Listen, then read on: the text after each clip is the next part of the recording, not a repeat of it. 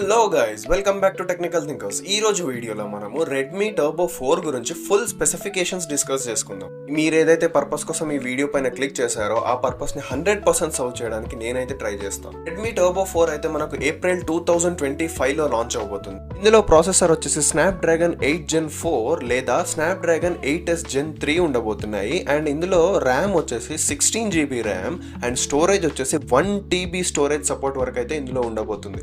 Coming up to display, ఇందులో మీకు 6.7 inches OLED screen with 120 Hz refresh rate అయితే ఉంటుంది. ఓలెడ్ స్క్రీన్ ఉంది అంటే మీకు బై డిఫాల్ట్ గా in display finger print scanner దొరుకుతుంది.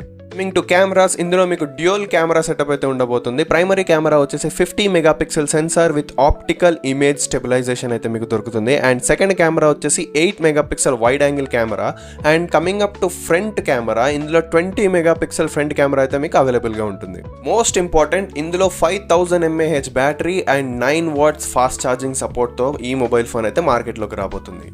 చూసారా గైస్, ఇంత తక్కువ టైంలో ఎంత ఎక్కువ ఇన్ఫర్మేషన్ ఇచ్చానో. మరి మీరు ఈ వీడియోలోకి వచ్చిన పర్పస్ అయితే 100% సర్వ్ అయిందని చెప్పేసి నేను నమ్ముతున్నాను.